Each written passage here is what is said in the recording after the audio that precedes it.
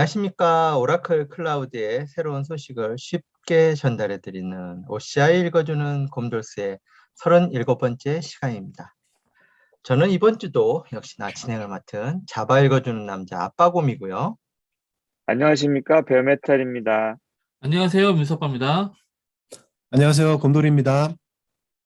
네, 구독자 여러분 명절 잘 보내셨나요? 네, 명절 때문에 한 주 쉰 게 참 길게 느껴지는 시간이었습니다. 자, 구정 없는 미국에서는 열심히 OCI 업데이트를 했겠죠? 얼마나 업데이트했는지 한번 살펴보시죠. 자, 시작해 보겠습니다.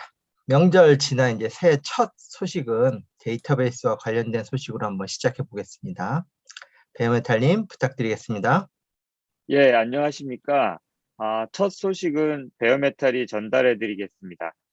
오늘 소식은 데이터베이스 서비스 카테고리로 베어메탈 타입인 BM에는 해당이 되지 않고요. OCI DB 시스템의 VM 서비스에 해당되는 내용입니다. DBCS VM 스토리지의 이 스케일업에 관련한 것인데요. 데이터 스토리지 크기와 리커버리 에이리아 스토리지 크기를 각각 분리해서 증가시킬 수 있다라는 그러한 내용이 바로 요약입니다. 이전에는 사용자가 빠른 복구 영역이라고 하는 FRA, 그러니까 Fast Recovery Area의 이 스토리지 크기를 늘리기 위해서 데이터 스토리지를 같이 확장을 했습니다. 하지만 이번에 나온 새로운 기능을 통해서 이 데이터 영역과 이 복구 영역, 이 크기들을 각각 독립적으로 확장할 수 있게 되었다라는 그러한 내용입니다. 이 오라클 그리드 인프라인 그 GI 그리고 ASM 기반에서 온라인으로 데이터나 레코 영역을 이렇게 확장하거나 아니면은 LVM 기반의 볼륨 디스크 그룹 같은 경우 이렇게 추가한다든가 이런 형태로 구현이 된다고 하는데요. 이 VM 기반 DBCS의 온라인 리드 로그가 레코 볼륨 디스크 그룹에 있기 때문에 이 커밋이 많이 일어나는 시스템에는 이 레코 영역을 확장할 필요가 있는 그런 경우가 있습니다. 이러한 경우에 유용하게 적용할 수 있을 것 같습니다. 이 해당 작업은 데이터나 복구 영역의 스토리지 크기가 10테라를 기준점으로 작업이 나누어진다는 중요한 제약사항도 있습니다. 이 LVM 기반의 경우는 확장 크기가 선택한 초기 스토리지 용량에 따라 정해진다는 것이 있고요. 또 GI 기반 스토리지 관리의 경우에는 이 확장 방법에 약간의 제약이 있습니다. 예를 들어서 한번 설명을 드려보겠습니다. 예를 들어서 이 8테라 크기를 사용하고 있다가 내가 이제 16테라로 늘린다라는 한번 예를 들어서 설명해 보겠는데요. 이 경우에 8테라에서 10테라로 한번 첫 번째 확장을 한 다음에 10테라에서 16테라로 두 번째 확장을 해야 한다고 합니다. 만약에 한 번에 8테라에서 16테라로 확장을 할 경우에는 해당 작업이 중간에 실패할 수도 있다고 하는데요. 이 좀 불편한 점이 아직 남아있는 것 같긴 합니다.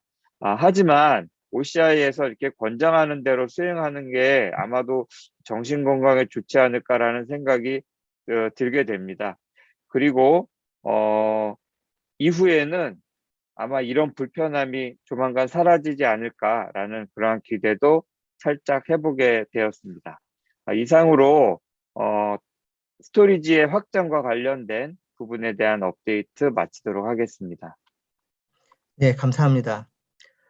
다음 소식은 MySQL과 관련된 두 가지 소식입니다. 두 번째 업그레이드 관련된 내용과 세 번째 유지보수 관리와 관련된 새 소식을 이어서 베어메탈님이 쭉 설명해 주시겠습니다. 예, 베어메탈입니다. 1월 25일자로 MySQL의 유지보수 관련 두 가지 소식이 한꺼번에 나와서 함께 묶어서 설명을 드리도록 하겠습니다. 그중 첫 번째 소식인데요. 이것은 이제 MySQL 서버 버전의 업그레이드와도 관련이 있습니다. 이 MySQL의 업그레이드를 매뉴얼하게 수동으로 할 수 있다라는 그러한 내용이죠. 보시는 제목에서처럼 MySQL 데이터베이스 서비스의 이제 필수 패치와 유지 보수는 이 자동 프로세스로 진행이 되게 되는데요. 기본적인 운영체제 패치라든가 뭐 MySQL 서버의 버전 업데이트라든가 또는 뭐 하드웨어 유지 보수 등의 이러한 수행은 DB 시스템에 정의된 이 사전에 이 정의되어 있는 유지 관리 기간이라고 하는 메인터너스 윈도우 동안 이제 수행이 되게 되어 있습니다. 이 유지 보수가 진행이 되면 DB 시스템 상태가 이제 업데이팅 상태로 빠지고 완료되기 전까지는 DB 시스템을 사용하지 못하게 그렇게 됩니다. 해당 자동 업그레이드의 경우에는 서비스 운영 중인 데이터베이스와 아주 이렇게 미션 크리티컬한 데이터베이스의 경우에는 이 버전을 업그레이드 한다는 것 자체, 이런 업그레이드 변경 사항이 매우 껄끄러운 부분일 수 있을 것 같은데요. 이 경우 가장 위험이 적은 시점에 언제 할 것인지를 이제 고객이 정해서 직접 수동으로 올리면 좋을 것 같기 때문에 이러한 이 매뉴얼 기능, 수동으로 업그레이드 하는 것에 대한 기능이 나온 것 같습니다. 지난 36회차 곰돌스에서 MySQL의 이 새로운 버전인 8.0.28 버전 출시에 대해서 설명드린 바가 있는데요. 기존 버전을 사용하시다가 새로운 버전으로 업그레이드하는 경우 우선 개발 테스트, 데이터베이스에 이 업그레이드를 적용해보고 이후에 운영 데이터베이스에 업그레이드를 하는 것을 적용하는 것이 안전한 이런 방법이 되는 것 같습니다. 8.0.27에서 8.0.28로의 릴리즈 버전 업데이트부터 이 수동 수행이 된다고 하니까 이 점도 염두에 두시기를 바랍니다. 이상으로 MySQL의 업그레이드 관련 소식 마치도록 하겠습니다. 이어서 MySQL 데이터베이스 서비스의 유지보수와 관련된 설명 계속 드리겠습니다. 앞서 이 유지보수 관련된 내용이라고 말씀을 드렸는데요. 유지보수 관리 이벤트가 발생될 이 시점 전에 있는 데이터베이스 상태를 유지보수 이후에도 동일하게 유지해주는 그러한 기능이라고 합니다. 이 MDS의 상태가 인액티브 상태에서 유지관리 윈도우가 시작되면 유지보수 관리가 끝나고 나서도 인액티브로 넣게 되고, 만약 이전 상태가 액티브인 경우에는 유지보수 관리가 끝나고 액티브 상태로 되게 한다는, 뭐 어떻게 보면 되게 당연한 내용인 것 같은데 이러한 부분들 이렇게 변경된 것을 통해서 이 불필요한 시스템 구동이라든가 다운타임을 최소화할 수 있게끔 이렇게 지원되게 되어서 이 고객이 클라우드 사용 비용 고민을 조금이라도 덜어줄 수 있는 뭐 이러한 기능이라고 한다고 합니다. 이 오늘 변경 사항은 이 간단한 내용이라서 이렇게 짧게 설명드린 것으로 마치도록 하겠고요. 오늘은 추가로 간단한 몇 가지 정보 공유해드리면서 마치겠습니다. 하나는 페이스북의 한국 MySQL 사용자 그룹인데요. 이미 많은 이 MySQL 사용자분들께서 정보를 공유하고 가입하고 활동하고 계시는 페이스북 채널입니다.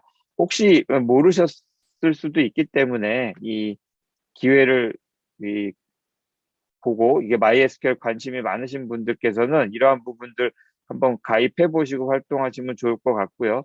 여기에 추가로 보시면 오늘 2월 8일 화요일 오후에 MySQL Day 2022년 행사를 한다고 공지가 나와 있습니다.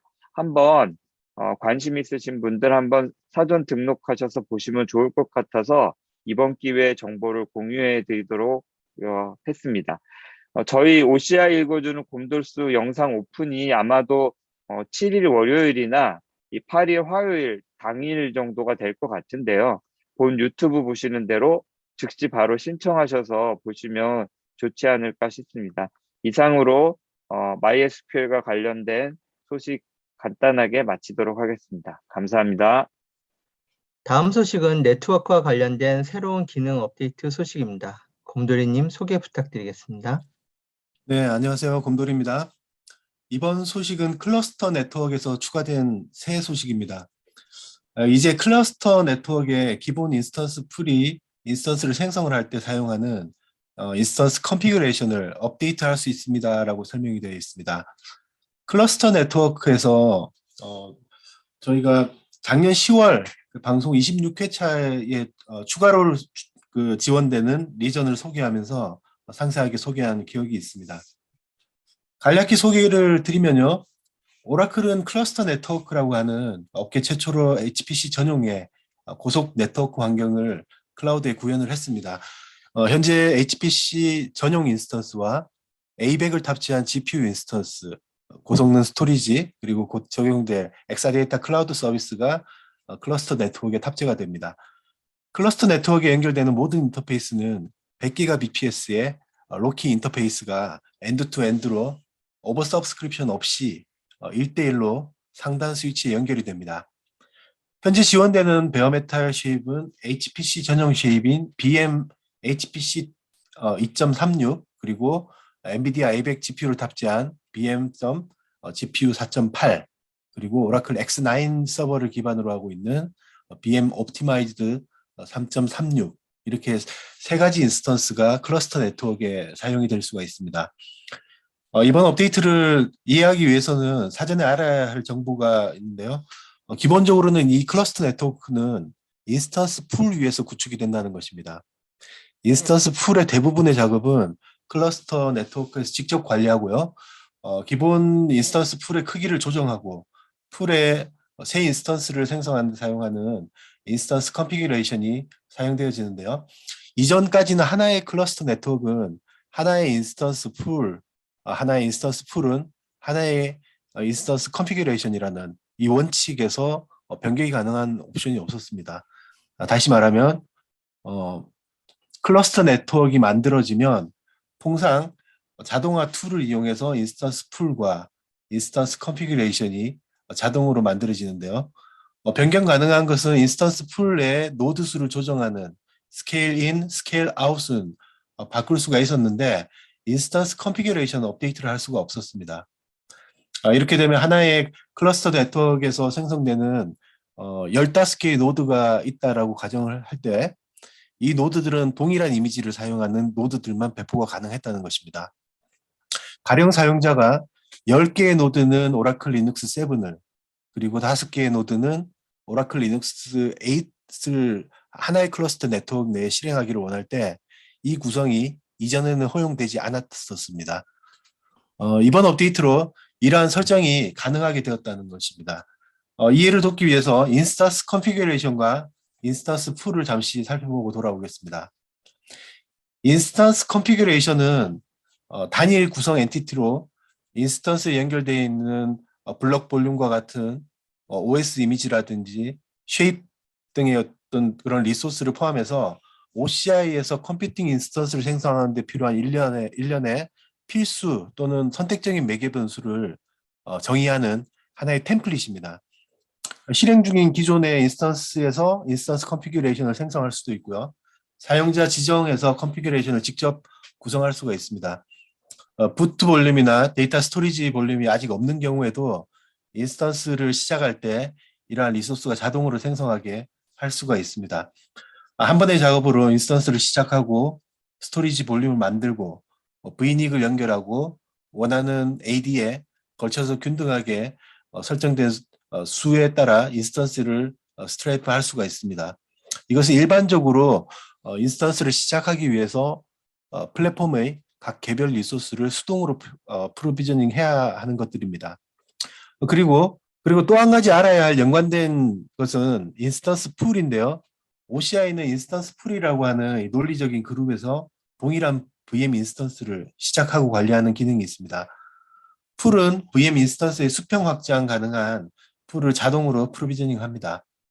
인스턴스 풀은 인스턴스 생성 방법에 대한 모든 설정이 포함된 인스턴스 구성 템플릿을 사용합니다.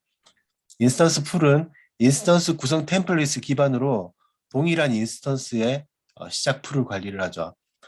풀은 구성된 인스턴스 수를 유지하고요. 필요에 따라서 확장하도록 업데이트를 할 수가 있습니다. 인스턴스 풀은 자체 상태를 지속적으로 모니터링하고 또 인스턴스가 실행 상태인지 이런 것들을 확인을 하죠. 인스턴스 오류가 발생을 하면 풀이 자동으로 자가 치유되고 풀을 정상 상태로 돌리기 위한 그런 수정 조치를 취하게 됩니다. 보통은 이 두 가지의 기능을 바탕으로 해서 로드 밸런스에 연결을 하고 스케일링 룰에 따라서 확장하거나 축소할 수 있도록 그렇게 많이 사용들 하고 있죠.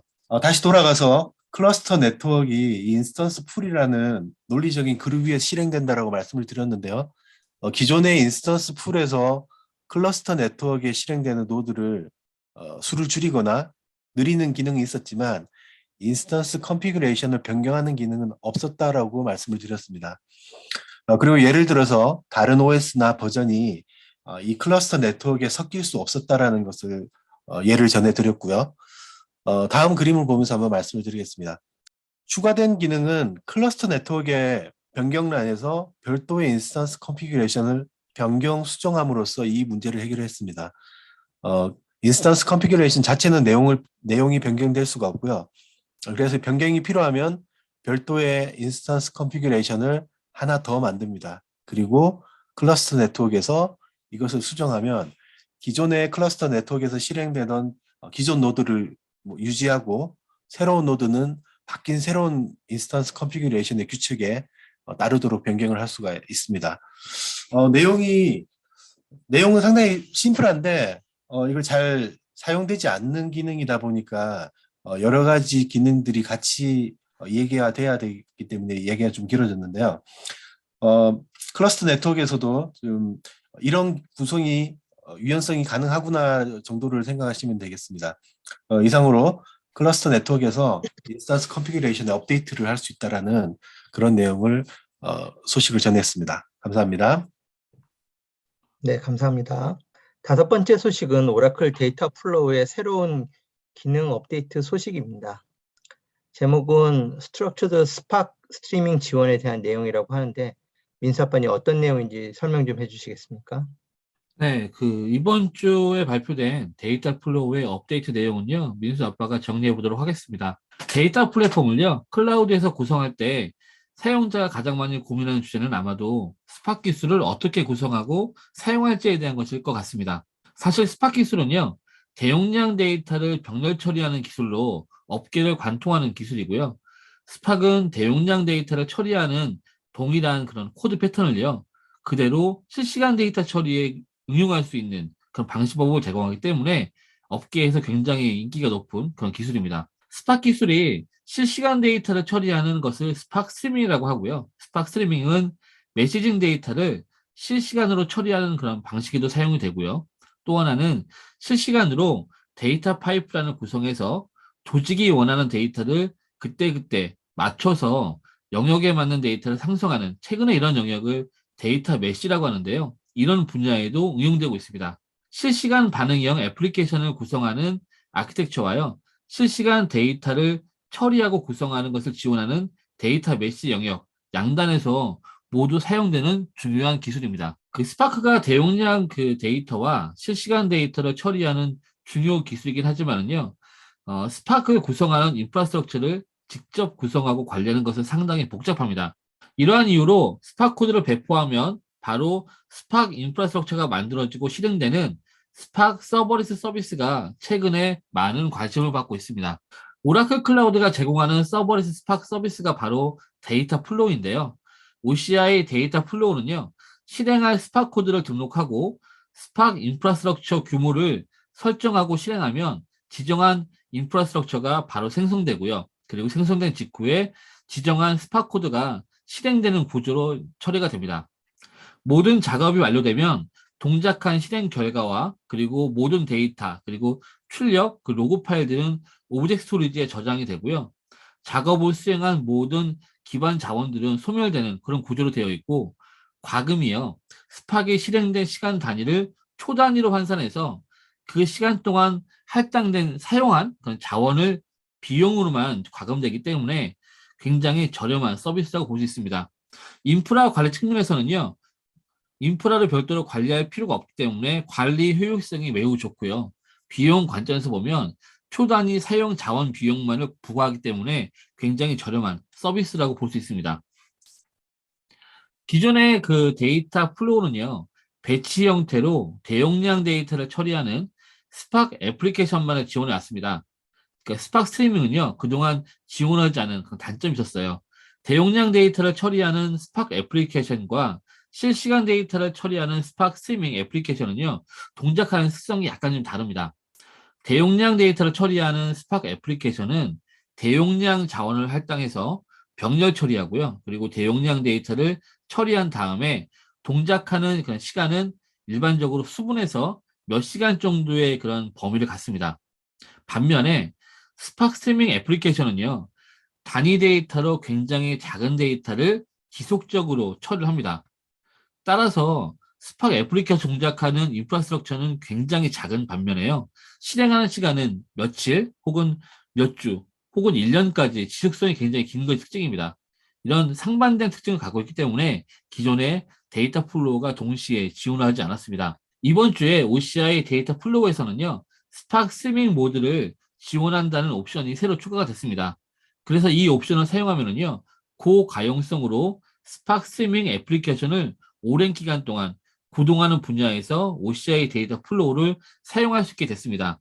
이제는 스팍 대용량 데이터 처리, 스팍 머신러닝, 스팍 실시간 처리의 모든 영역에서요, OCI 데이터 플로우를 사용할 수 있게 됐습니다. 앞으로 데이터 파이프라인 그리고 데이터 메시 구성에 OCI 데이터 플로우가 적극 활용될 것으로 보입니다. 이번 업데이트는 이것으로 마치도록 하겠습니다. 감사합니다. 여섯 번째 소식은 선저명 인스턴스라고 하는 프리 앰프터블 인스턴스를 지원하는 쉐입과 관련된 업데이트인데요. 선저명 인스턴스가 뭔지 궁금한데요. 오늘 어떤 내용이 바뀐 것인지 곰돌이님께 설명 좀 부탁드리겠습니다. 네, 안녕하세요. 곰돌입니다. 이번 소식은 컴퓨터 쉐입에서 업데이트된 내용인데요. 프리엠프터블 인스턴스에 지원되는 컴퓨터 쉐입이 추가되었다는 내용입니다. 내용에는요, VM 스탠다드 E2.1 마이크로 쉐입을 제외한 모든 VM 쉐입이 프리엠프터블 인스턴스를 지원한다는 내용입니다. 사실상 기존에 지원하던 프리엠프터블 인스턴스가 대폭 지원 영역이 커졌다라고 볼 수가 있겠죠. 네, 기존에 지원되던 쉐입이 AMD E3 쉐입과 인텔 X7 기반의 스탠다드 2 쉐입, 이 두 가지가 지원이 됐었습니다. 제외된 이 VM 스탠다드 E2 1점 마이크로 쉐입 같은 경우는 always 프리용으로 스탠다드 쉐입의 약 8분의 1로 오버 서브스크립션을 해서 제공하는 쉐입이기 때문에 테스트용으로는 적합할지 모르겠지만 실제 업무로는 사용하기에는 다소 부족한 면이 있습니다. 사실상 모든 VM 쉐입에서 프리엠프터블 인스턴스를 지원하게 됐다는 내용이 이번 업데이트 내용입니다. 프리엠프터블 인스턴스는 저희가 방송을 시작하게 된 작년 4월 처음 소개한 기억이 있는데요. 생소하신 분들이 계실 것 같아서 간단하게 다시 한번 소개를 드리겠습니다. 우리말로 선저명 인스턴스라고 하는 이 프리엠프터블 인스턴스의 용어를 잘 이해한다면 어떻게 동작하는지 쉽게 이해가 될 것 같습니다. 처음 소개할 당시에 선저명이라는 용어를 운영체제에서 스케줄러가 우선 점유 프로세스를 처리하는 방식에 빗대서 그와 같은 형식이라고 설명을 드렸었는데요. 생각해 보니까 좀 이 표현이 어렵지 않았나라는 생각도 듭니다. 그래서 좀 더 편하게 비유를 하자면 이 조조 할인에 비유하는 게 어떨까 하고 생각을 한번 해봤습니다. 선점의 인스턴스는 온디맨드 인스턴스에 비해서 비용이 50%로 절반이 과금이 됩니다. 클라우드 제공사는 인프라를 운영하다 보면 여유 리소스가 생기고요. 그 여분을 효과적으로 활용하기 위해서는 이 선점형이라는 형태로 저렴하게 제공을 합니다. 이 선점형 인스턴스는 일반 컴퓨팅 인스턴스와 동일하게 작동을 하지만 다른 곳에서 필요로 할 때 용량이 회수되고 인스턴스가 종료가 될 수가 있습니다. 워크로드가 내결함성이 있고 중단을 견딜 수가 있다면 선점형 인스턴스가 비용을 크게 절감할 수 있는 방법이 되겠습니다. 조조 할인처럼 아침 일찍 일어날 필요는 없겠고요. 영화를 관람하는 중에 쫓겨나는 일은 없겠지만 선점형 인스턴스는 50%가 저렴하다는 대신에 우선순위가 높은 인스턴스, 즉 온디맨드나 용량 예약된 인스턴스가 자리를 비워달라고 하면은 비워져야 하는 그런 특성이 있습니다. 그리고 몇 가지 제약 사항으로는 인스턴스의 라이프 사이클, 즉 인스턴스를 스탑해두거나 리스타트하는 등의 그런 행동이 불가하다는 것이 있고요. 인스턴스 컨피규레이션을 생성하고 인스턴스 풀에서 사용될 수가 없기 때문에 OCI 로드 밸런스를 통한 가용성 구성이라든지 오토 스케일링과 같은 그런 구성에는 적합하지가 않습니다. 그리고 인프라 메인터넌스 시에 선점형 인스턴스는 이런 마이그레이션을 지원하지 않기 때문에 바로 회수될 수가 있습니다. 이런 선점형 인스턴스의 특성을 잘 이해하고 적합한 업무에 배치를 한다면 보다 저렴한 비용으로 컴퓨터 자원을 50% 할인된 가격으로 사용할 수가 있겠습니다. 이번 업데이트로 대부분의 VM 타입과 VM 쉐입을 지원하기 때문에 활용폭도 크게 늘어나게 된 것 같습니다. 이상으로 선점형 인스턴스에 대해서 추가적인 VM 쉐입의 지원 소식을 전해드렸습니다. 감사합니다. 오늘도 엑사 CS와 관련된 새로운 소식이 나온 것 같습니다. 베어메탈님 소식 부탁드리겠습니다. 예, 베어메탈입니다. 이번 내용은 엑사CS에서 데이터 가드 어소시에이션을 설정할 때 일반 데이터 가드 타입이나 또는 액티브 데이터 가드 타입으로 선택하여 지정할 수 있다는 그런 내용입니다. 이번 내용이 지난 35회 곰돌스 방송에서 소개한 VM 기반 데이터 가드 타입 선택에 대한 1월 13일자 신규 기능과 동일한 내용인데요. 이러한 내용들이 엑사 CS로 해당 기능이 확장되었다라는 그러한 내용입니다. 혹시 기억이 가물가물하신 분들은 저희 OCI 읽어주는 곰돌스 35회차 방송을 다시 한번 시청해 주시면 좋겠습니다. 다시 보실 때 혹시라도 좋아요, 구독 안 해주신 분 있으시면 꼭 다시 한번 확인해 주시고요. 오늘은 지난번에 나온 이러한 데이터 가드 타입 선택에 대한 내용이 엑사CS로 확장되었다라는 내용으로 간략하게 설명을 마치도록 하겠습니다. 네, 감사드립니다. 네, 감사합니다. 네, 다음으로 데이터 사이언스와 관련된 몇몇 새로운 기능이 추가되었네요. 8번째, 9번째 그 두 가지 소식 묶어서 민수 아빠님이 정리해 주시겠습니다.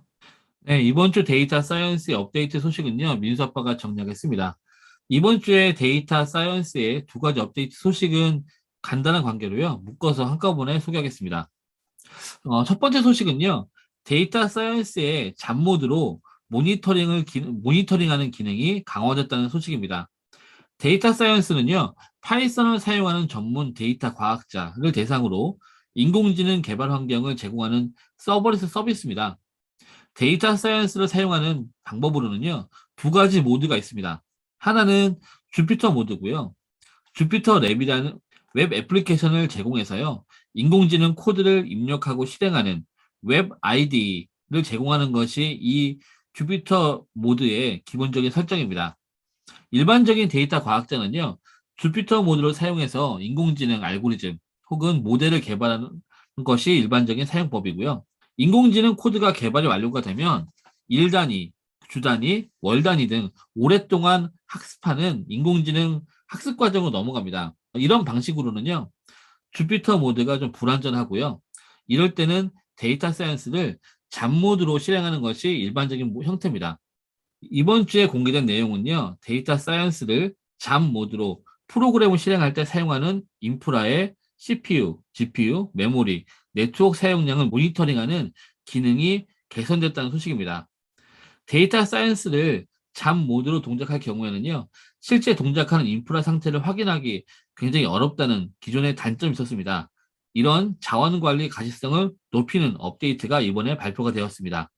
두 번째는요, 데이터 사이언스의 가상 환경이 변경됐다는 그 소식이고요. 데이터 사이언스가 주피터 모드로 실행될 경우에 특정 인공지능 개발에 최적화된 가상 환경을 아나콘다 기반 기술로 제공을 합니다. 전통적인 머신러닝, 비전 딥러닝, NLP 딥러닝 등 다양한 가상 환경을 제공하는데요. 이 가상 환경 중에서 6개의 가상 환경이 삭제가 됐고요. 새로운 2개의 가상 환경이 추가됐다는 소식입니다. 삭제된 6개의 가상 환경은요, 기본적으로 로그포즈의 보안 이슈가 문제가 되었던 가상 환경들이 삭제가 됐습니다. 이번에 삭제된 가상 환경을 대체하는 그런 새로운 가상 환경은요, 로그포즈의 안전 버전으로 구성해서 이미 배포가 완료되어 있습니다. 따라서 불완전한 형태, 보안 이슈가 있는 가상 환경을 사용하지 못하도록 기존에 있는 것들을 삭제하는 것이 이번에 업데이트에 주된 내용입니다.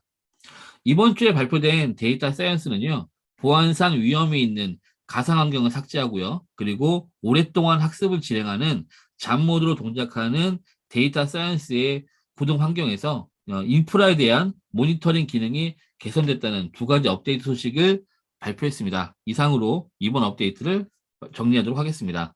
네, 감사합니다. 역시 오라클은 보안에는 확실하게 그 관리를 하는 것 같아요.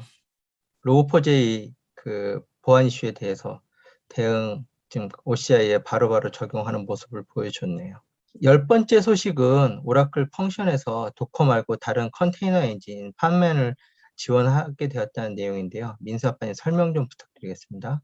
OCI 펑션 업데이트 소식은요, 민수 아빠가 정리하도록 하겠습니다. 클라우드에 관심 있으신 분들은요, 아마도 AWS의 람다 서비스를 모두 아실 것 같아요. 그 람다 서비스는 코드를 등록함으로써 필요한 해당 코드가 실행되고요. 실행 횟수, 실행 시간을 기준으로 해서 과금되는 그런 특징을 갖습니다. 사용자는요, 인프라를 관리할 필요가 없고요.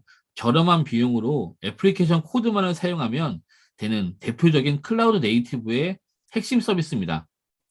아마존 람다 서비스에 대응하는 오라클 클라우드의 그 서버리스 서비스가 OCI 펑션이고요. OCI 펑션 서비스는 AWS의 람다와 거의 동일한 특징을 갖습니다.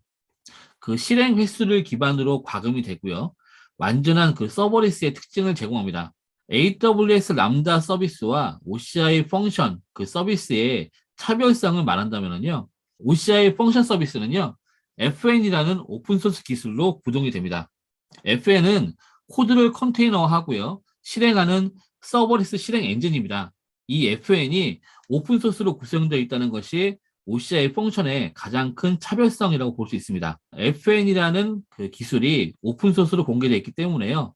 개발자는 로컬 컴퓨터에 FN을 직접 설치해서 개발 환경을 구성할 수 있겠고요. 온프레미스에 쿠버네티스로 그런 프라이빗 클라우드 구성할 경우에는요. OCI 펑션의 실행 환경과 동일한 환경을 온프렘 쿠버네티스에 포팅할 수도 있습니다. 그 오픈소스로 공개된 FN을 통해서 개발자는 로컬 개발 환경을 손쉽게 구성할 수 있겠고요.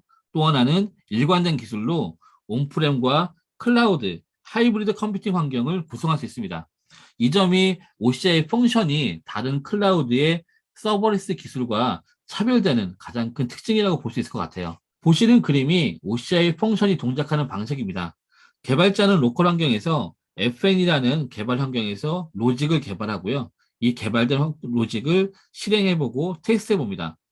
개발이 완료가 되면 FN을 이용해서 개발된 코드를 컨테이너화 시키고요. 이렇게 컨테이너로 만들어져 있는 컨테이너 이미지를 OCI 레지스트리에 등록을 합니다. 해당 로직이 호출되는 조건이 만들어지면요. OCI 펑션은 대상 이미지를 컨테이너로 만들고요. 그리고 로직을 실행합니다. OCI 펑션은 기반 컨테이너 엔진으로 기존에 도커를 사용해 왔습니다. 이번에 OCI 펑션은요. 정확히 말하면 OCI 펑션을 지원하는 FN은 컨테이너 엔진으로 도커와 파드맨 두 가지를 모두 지원하게 됐다는 소식을 발표했습니다. 그 파드맨은요. 도커와 유사한 컨테이너 엔진입니다. 그 컨테이너 이미지를 실행하는 그런 엔진이라고 볼 수 있겠고요. 작년부터 도커는 엔터프라이즈 에디션에 대해서 라이센스를 유료로 전환하는 작업을 계속해 왔습니다. 이런 과정에서 도커를 대처하는 대안 컨테이너 엔진들이 발굴돼 왔고요. 최근에 오픈스택 같은 경우에서도요. 기본 컨테이너 엔진을 도커에서 파드맨으로 변경한 상태입니다. 이런 추세가 FN에도 반영됐다고 볼 수 있겠고요. 이번 주에 FN은 도커와 파드맨 두 가지 컨테이너 엔진을 지원한다고 기능 개선을 발표해 왔습니다. 다음 페이지를 보시면은요. 그 리눅스 사용자 루트 디렉토리에 위치한 .fn 디렉토리의 config 파일에요. FN이 기본적으로 사용하는 컨테이너 엔진을 설정할 수 있습니다. 보시는 화면과 같이 config 파일에 컨테이너 엔진 파일을 파드맨과 도커로 설정할 수 있겠고요. 이렇게 설정을 함으로써 FN이 사용하는 기본 컨테이너 엔진을 지정할 수 있습니다. FN과 OCI 펑션이 지원하는 컨테이너 엔진 기술이 다양화됐다는 소식으로 이번 업데이트를 정리하도록 하겠습니다. 감사합니다. 그 온프라미스에서 그 클라우드처럼 이제 서버리스 구현하고 싶어하는 회사들도 많았을 텐데요. 이거 클라우드에만 되는 줄 아는 회사도 많은데 이거 가져다 쓰면 될 것 같네요. 이거 쓰다가 OCI로 그 이전에도 서버리스 구현했던 거 그대로 쓸 수 있을 것 같고 좋네요. 프라이빗 클라우드로 구성한 업체들을 면담해 보면은요, 클라우드와 마찬가지로 서버레스 기술을 사용할 수 있느냐라는 문의를 많이 해오는데요. 클라우드에서 제공하고 있는 람다 서비스, 서버레스 서비스가 비공개 기술로 사용될 경우에는요, 프라이빗 클라우드는 별도 기술로, 그리고 클라우드는 뭐 특정 기술로 해서 다른 기술로 사용해서 하다 보니까 기술이 다양화되거나 그리고 기술에 대한 단편화가 많아져서 문제가 되는 경우가 많습니다. 오라클의 경우에는요, FN이라는 오픈소스가 그 서버레스 엔진이 공개가 되어 있기 때문에 오라클 클라우드에서의 그런 서버레스를 사용한다 그러면 상당히 프라이빗 클라우드와 퍼블릭 클라우드가 일관된 기술로 서버레스 기술을 일관성 있게 구성할 수 있다는 것이 장점이 될 수 있을 것 같습니다. 네, 좋은 것 같습니다. 감사합니다. 자, 오늘 그 소개할 내용들은 다 마쳤고요. 오늘 발표에도 있었지만 매뉴얼 업데이트가 되는 게 뭐가 그리 대단한 기능일까 뭐 하시는 분들도 있으실 텐데요. 클라우드를 첫 회사에서부터 쓰신 분들은 잘 이해가 안 되실 텐데요. 아직까지도 기업들에서 데이터베이스 운영 관리는 직접적으로 패치에 대해서 확인하고 사용 어플리케이션 테스트를 다 마치고 버전업을 하게 됩니다. 따라서 인프라 중에서 가장 중요한 데이터베이스 업데이트나 패치 작업들이 적지 않은 작업이 되고 있습니다. 그래서 매뉴얼 작업을 선호하게 되는데요. 온프라미스에서 클라우드로 전환한다고 해도 어플리케이션이 바뀌는 게 아니죠. 네, 어플리케이션들도 이전을 하게 되면 클라우드에서도 이제 주요 인프라의 제어권을 가지는 게 큰 이슈가 될 수가 있겠죠. 이런 기업들의 니즈가 몇십 년 동안 되어온 것들이 이제 한순간에 이렇게 바뀌진 않겠죠? 클라우드도 그 회사들마다의 필요와 요구에 따라서 멀티 클라우드로 분화해 나가지 않을까 합니다. 기업들이 사용하는 기존 IT 환경들이 클라우드로 넘어가는 건 보통 일은 아니라고 봅니다. 하지만 언젠가는 클라우드로 갈 거라고 다들 생각하고 있지 않을까요?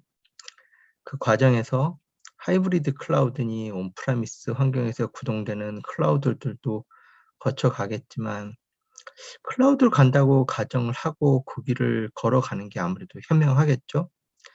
지금 방송 들으시는 기업체 분들도 있으시면 우선 배포 환경도 쿠버네티스로 한번 바꿔보시고요. 유휴 서버는 FM 프로젝트 활용하셔가지고 서브레스 환경도 한번 구축해 보시길 권해드립니다. 그러면 기업 인프라도 클라우드 전환하기 좋은 상태로 조금씩 변모해 갈 수 있다고 생각을 합니다. 오늘 저희 설명을 들으시고 궁금하시다고 생각되는 질문은 꼭 댓글로 남겨주시고요. 이상으로 OCR 읽어주는 그 곰돌스 37번째 시간을 마치도록 하겠습니다. OCR 읽어주는 곰돌스가 유익하다고 느껴지신다면 구독, 좋아요, 알림 설정 부탁드리겠습니다. 지금까지 OCR 읽어주는 곰돌스의 아빠곰. 베어메탈. 이수아빠. 곰돌이었습니다. 네, 감사합니다. 감사합니다. 네, 수고하셨습니다. 고맙습니다. 감사합니다.